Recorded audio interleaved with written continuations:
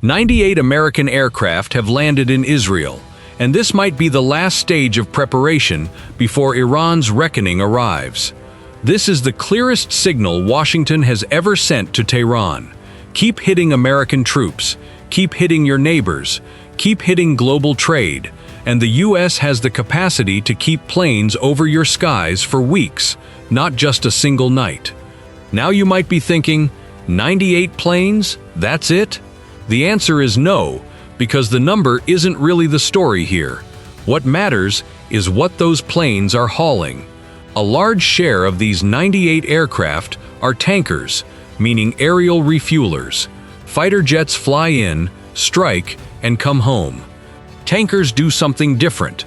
They stretch out the range, the loiter time, and the number of strikes those fighters can run in a single night. Iran's mobile missile launchers can relocate in minutes, so American aircraft need to circle the region until a target actually shows up. The tanker fleet buys them that waiting window. Pilots don't have to break off missions because they're running low on fuel. That's how you get sustained air pressure on targets deep inside Iranian territory. Israeli officials say more tankers are already inbound. The U.S. Embassy hasn't put out an official statement yet, but this buildup makes one thing obvious. Washington isn't planning to burn weeks assembling this kind of force again once the order comes down. The U.S. isn't just flying aircraft into Israel. It's flying in the time and reach it can use against the Iranian regime. We'll dig into the details, but first, a quick note. Some accounts sympathetic to the Iranian regime have been trying to drag our channel down through comments. We're going to keep putting out the facts regardless, and your support genuinely matters to us. A like or a positive comment goes a long way. Thanks in advance. Let's keep going. So are these tankers flying into a quiet sky? Not even close. At the same time, the U.S. military carried out strikes against Iran for an 8th straight night, hitting coastal surveillance sites, air defense positions, naval assets, and missile and drone storage. It matters that the target list leans toward military infrastructure rather than energy sites, because Washington is trying to grind down the org's ability to hit American bases and commercial shipping, not punish ordinary Iranians. So what's driving this wave of strikes? The calculus in Washington has shifted. This isn't only about defending Israel or capping Iran's nuclear and missile programs anymore, it's about rebuilding deterrence against a regime directly targeting American troops.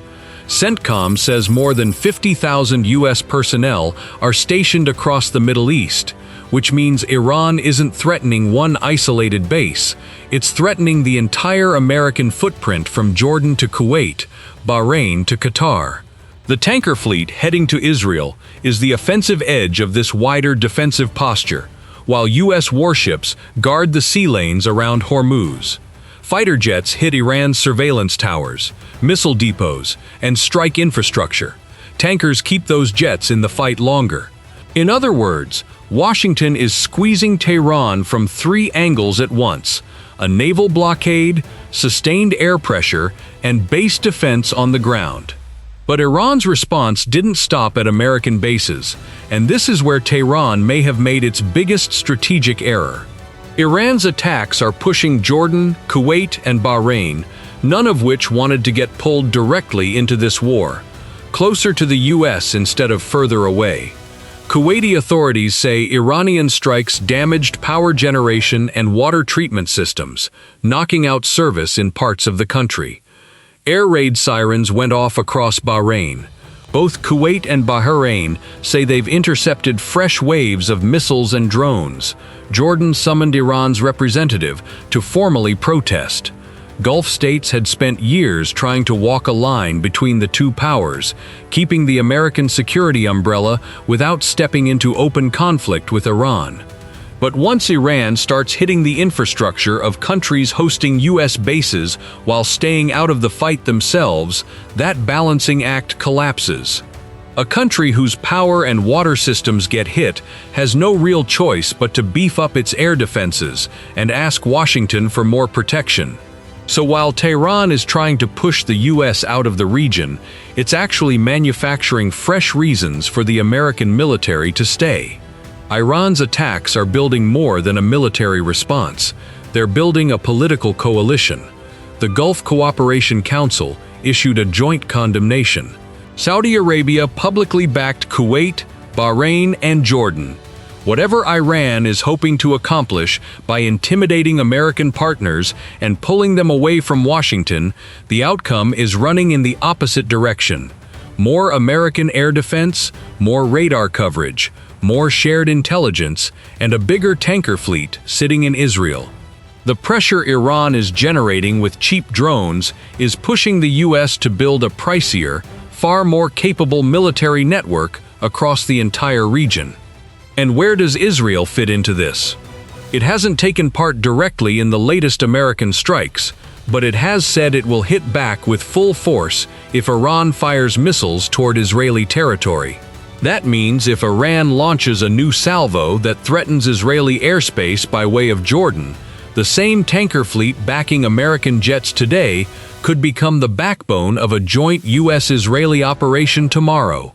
Iran escalated things by striking a US base. Hitting Israel could widen the coalition arrayed against it even further. But the clearest sign that this war won't stay confined to the Israel-Iran axis came out of Lebanon. Lebanese President Joseph Aoun is preparing to become the first Lebanese head of state to visit the White House in nearly 2 decades. The plan he intends to bring to Trump involves speeding up Hezbollah's disarmament in exchange for Israeli troops pulling out of southern Lebanon. That could cost Iran dearly, since Hezbollah has been one of Tehran's strongest regional levers against Israel for years. Syria, pulling away from the group, the Lebanese army collecting weapons, and Aoun heading straight to Washington, all point to Iran, risking the loss of more than its own air defenses. It's risking its entire proxy network. As US tankers pile pressure on Iran's military infrastructure, the White House is working through diplomacy to strip away Iran's political and military reach in Lebanon. So Tehran isn't just absorbing bombs right now, it's watching its regional network come apart at the same time. Still, Iran holds one card that could shake the entire global economy: the Strait of Hormuz. Right as Washington was massing tanker aircraft in Israel, oil tankers at sea started steering away from Hormuz.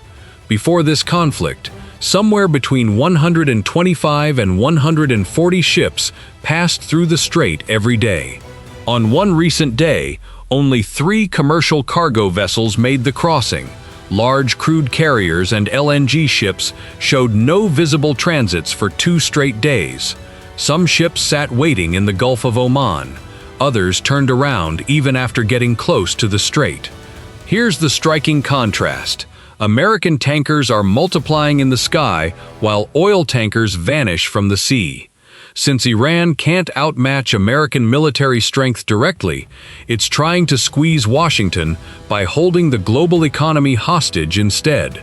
The problem is, this move hurts Iran's own neighbors more than it hurts Iran. Gulf oil and condensate exports hit 12 to 13 million barrels a day in July, still 32% below the pre-war peak of 17.6 million. Saudi Arabia routed 75% of its July oil exports through the port of Yanbu on its western coast, specifically to sidestep Hormuz risk, meaning roughly 4 million barrels a day of Saudi crude are now moving through the Red Sea instead. That doesn't mean American pressure has completely neutralized Iran's Hormuz leverage, but it does show Gulf states have already built a workaround for the route Tehran is trying to choke. This is exactly where Washington's objective has shifted.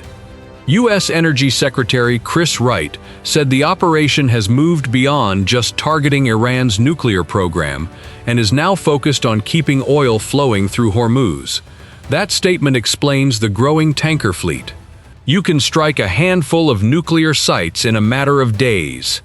Keeping commercial shipping safe, keeping Iran's coastal surveillance under constant pressure, and tracking missile launchers that might fire again, That's a job that could take months. The air bridge the US has built in Israel is designed for exactly that kind of long-haul patrol, meant to stop Iran from using global trade as a bargaining chip. Washington's message is blunt. Iran won't force a US withdrawal by choking off the world's oil supply. It'll just pull more American air and naval power toward its shores instead. So Iran is trying to open a second front against that pressure. And here's the most dangerous piece nobody should overlook. According to 3 sources who spoke with Reuters, Iran asked the Houthis in Yemen to be ready to shut down the Bab al-Mandeb Strait if the US strikes Iranian power infrastructure. The Houthis haven't officially entered this war, and there's no publicly confirmed attack order yet. But a source close to the group says missiles and drones have already been moved into position near the Red Sea's southern entrance. Iran's thinking here is shrewd, but built on an economic pressure plan that ultimately targets its own neighbors. Saudi Arabia rerouted its oil away from Hormuz toward Yanbu, but tankers leaving Yanbu still have to pass through Bab al-Mandeb to reach world markets. In other words, Iran is setting up to block, at the second gate, the very Saudi oil that dodged the pressure at the first one. And the Red Sea already carries roughly 7% of global energy flow. A fresh wave of attacks in Bab al-Mandeb would send ships back around Africa again, adding weeks to voyages and pushing up war risk insurance and freight costs. The real strategic play here is Iran trying to hurt the economies of American allies without fighting the US directly, using the Houthis as the instrument. But this move could just as easily strengthen Washington's hand, because an Iran threatening both Hormuz and Bab al-Mandeb at once pulls in not just the US and Israel, but Saudi Arabia, the UAE, Egypt, Europe, and energy importers across Asia into the same security problem. The more Tehran thinks it's widening the battlefield, the more it's actually widening the coalition against it. The second big alarm on the energy side came out of Qatar and Europe. Reports say Iranian strikes knocked out 17% of Qatar's LNG export capacity, and that repairs could take 3 to 5 years. That's not a temporary shutdown. That's production capacity feeding Europe and Asia disappearing for years.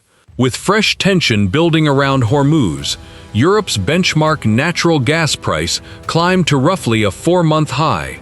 So the ripple effect of American tankers reaching Israel isn't confined to Iranian airspace. It stretches from European electricity bills to industrial costs across Asia. As Iran leans on oil and LNG flows as leverage, Europe is once again staring down an energy security problem. That creates an odd contradiction for Russia. Trump wanted Iran folded into the sanctions package aimed at Russia. But if this Middle East war keeps pushing oil and gas prices up, Russia, one of the world's biggest energy exporters, could end up selling at higher prices and coming out ahead. That's why Washington wants to fold both fronts into the same economic package, to stop rising prices from becoming a revenue windfall for Moscow and Tehran, and to squeeze harder on third-country firms transporting and buying oil from either regime.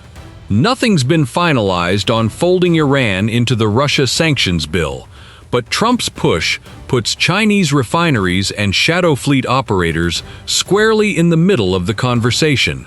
Iran hasn't wasted the brief window of calm either. According to data reviewed by the Wall Street Journal, roughly 70 million barrels of Iranian oil, worth an estimated $5 to $6 billion, left the country during the lull. About 20 tankers routed their cargo mostly to independent Chinese refineries through ship-to-ship transfers off the Malaysian coast. In other words, Iran used that pause not to normalize its economy, but to stockpile a multi-billion-dollar war chest before the American blockade resumed. That means Washington's next round of sanctions has to target the entire transport and payment network that gets Iranian oil into China, not just Iran itself. While the tanker fleet is chipping away at Iran's military staying power, sanctions are meant to shorten its economic staying power. The Navy and the pressure at Hormuz limit how much of that oil can physically get out. The pressure the U.S. has built now isn't just bombs, it's an air, sea, and finance triangle all working together. Here's the more striking part. Even as the U.S. ramps up its strike capacity against Iran, it's stepped into a far more expensive war of attrition on the defensive munitions side. Citing Pentagon assessments, the Washington Post reports the U.S. has burned through more than 200 THAAD interceptors, defending Israel from Iranian missiles, roughly half of the American stockpile.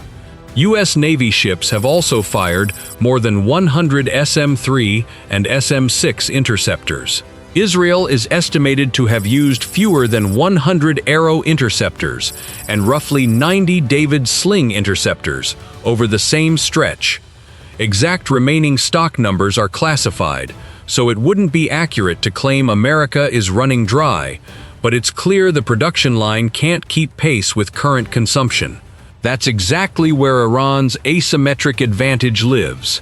Tehran doesn't need to shoot down a single expensive American jet. It just needs to force the U.S. into burning million-dollar interceptors on cheap waves of missiles and drones. So Washington can't afford to stay purely defensive. It has to keep hitting Iran's launch sites, depots, radars, and command network on the ground. That's the real logic behind sending tankers to Israel. Get American aircraft in position to intervene before Iranian missiles launch, not after.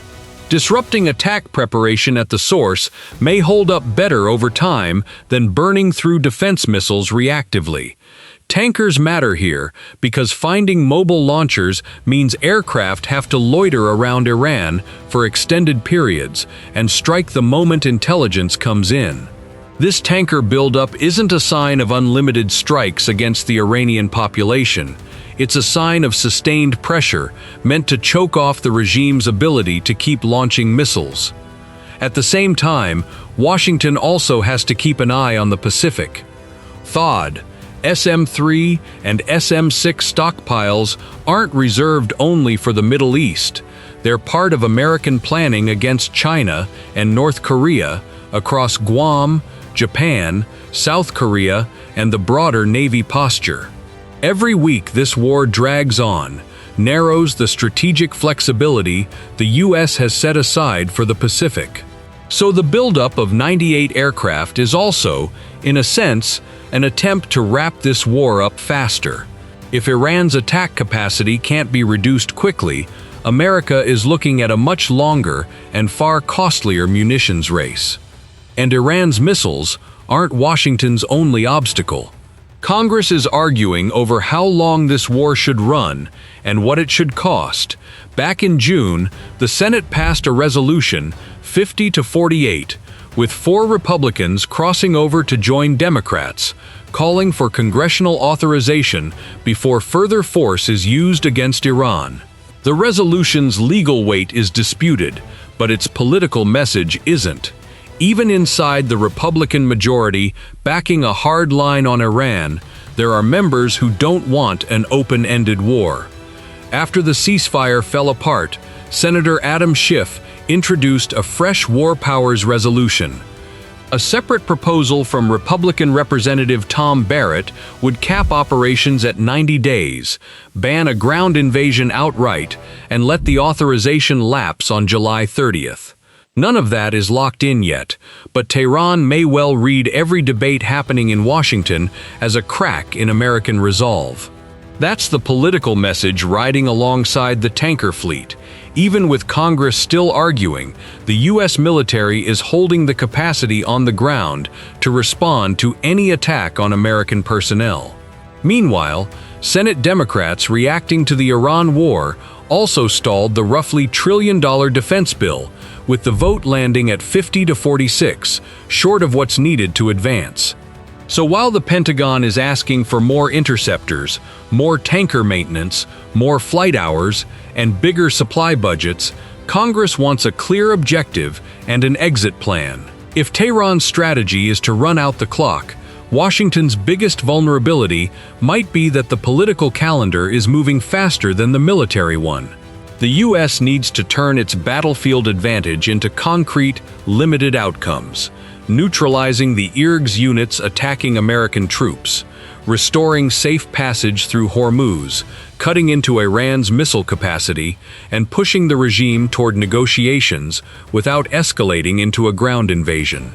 The tanker fleet is a powerful tool toward those goals, but it isn't a strategy by itself. What actually gives Washington the edge is being able to combine air power, global logistics, an allied network, and economic leverage all at once, something Iran simply doesn't have. The economic numbers from this war explain why Iran's pressure campaign isn't sustainable. After the latest escalation, the Qatari Stock Exchange dropped 1.5%. Qatar National Bank fell 3%. Qatar Gas Transport slid 2%. Bahrain's index lost 1.2%. Kuwait's fell 0.4%, and Egypt's dropped 0.7%. Oil prices jumped more than 4% on Friday. Those numbers show Iran isn't only hurting the US, it's rattling the economies of the very Gulf neighbors it lives beside, trades with, and needs political relationships with. Tehran can drive up world prices to pressure Washington, but the longer that goes on, the more dependent its neighbors become on American security guarantees. Saudi Arabia is shifting its oil to Yanbu. Gulf states are requesting more American air defense. Lebanon's president is heading to the White House with the Hezbollah file in hand. Europe is debating Iran-Russia sanctions.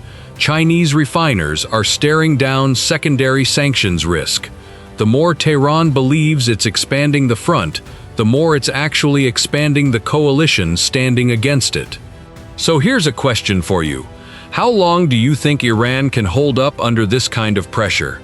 Can it actually force a U.S. withdrawal by threatening Hormuz and Bab al-Mandeb at the same time? Or does this air, sea, and finance triangle Washington has built end up forcing Tehran to back down? And what does all of this mean for the war in Ukraine? Drop your thoughts in the comments. If you want this analysis to reach more people, hit like and subscribe to our channel. As NIT International, we'll keep bringing you the latest, 24/7. Goodbye, and we wish you peace.